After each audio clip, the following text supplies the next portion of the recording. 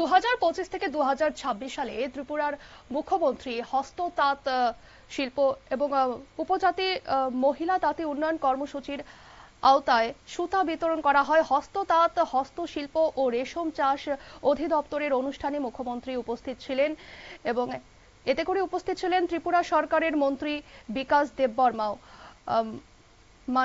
মন্ত্রী উপজাতি কল্যাণ, স্বাস্থ্য, পরিবার কল্যাণ ইত্যাদি বিভাগ এবং এই অনুষ্ঠানটি রবীন্দ্র ভবনের হল নং 1-এ অনুষ্ঠিত হয়। কি জানাচ্ছেন অনুষ্ঠান থেকে মুখ্যমন্ত্রী ডক্টর মানিক সাহা, শোনাবো আপনাদের। কয়েকজন লোক ট্রাইবাল যারা অফিসার থাকে দেখো, ডাক্তার কয়েকজন যদি হাতে গুণ, ইঞ্জিনিয়ার হাতে গুণ, আজকে সমস্ত জায়গায় আমরা দেখছি বিভিন্ন ডিপার্টমেন্টে আমাদের জনজাতি ভাই বোন তারা কিন্তু একটা বিশেষ জায়গায় চলে এসেছে। আইএস অফিসার থেকে আপনার টিসিএস অফিসার, টিপিএস, টিএফএস, সমস্ত জায়গায় ত্রিপুরার যে জনজাতি, এবং আমি ওনাদের সাথে যখন কথা বলি আমি অদ্ভুত লাগতো, দেখতে তো এখন অফিসার হয়ে গেছে, কিন্তু তাদের মূল যে জায়গাটা অত্যন্ত মানে কি বলবো প্রান্তিক গ্রামের টাকা ওনারা বলছিলেন আমার সাথে। এবং আমি বললাম ওনাদেরকে আপনাদের কিন্তু দায়িত্ব, আপনি এরকম একটা মানে ফ্যামিলি থেকে এসছেন, আপনারও দায়িত্ব বলবে যেহেতু আপনি অফিসার হয়েছেন।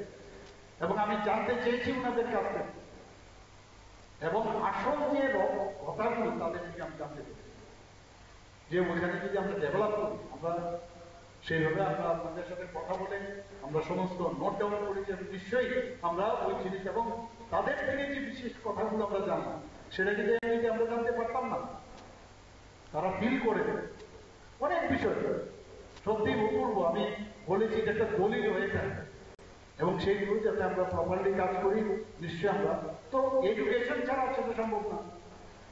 আজকে 21 একলব্য মডেল রেসিডেন্সিয়াল স্কুল হলো, এর মধ্যে প্রায় 12টা চালু হয়ে গেছে, 6টা সামনের বছর মানে মার্চের মধ্যে হবে, আর বাকিগুলো শুরু হবে। আমি এবার দিল্লিতে গিয়ে আরো 15টা যে ক্রাইটেরিয়া আছে যে 50% পপুলেশনের ট্রাভেল থাকতে হবে, এরকম কিছু ক্রাইটেরিয়া আছে, সেগুলো আমি মাথায় রেখে আর এক দুটো রিল্যাক্সেশন দেওয়া যায় না, তার জন্য এবার কেন্দ্রীয় নেতৃত্বের কাছে আমি দাবি রেখেছি।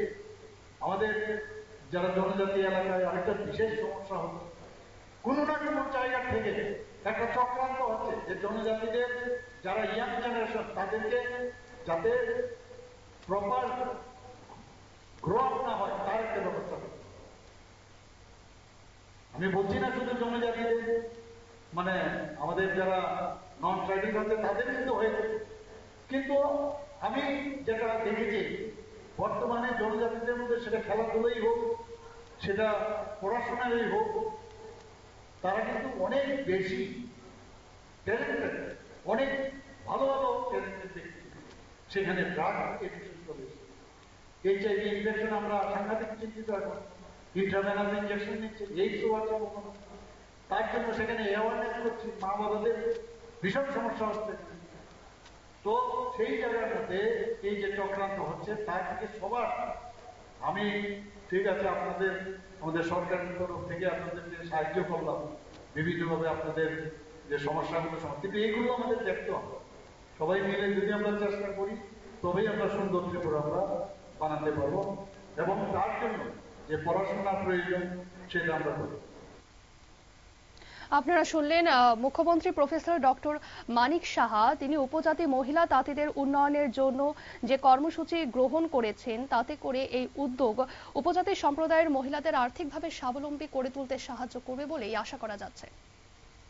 নিয়ে নিচ্ছি ছোট্ট একটি বিজ্ঞাপন বিরতির, সঙ্গে থাকুন।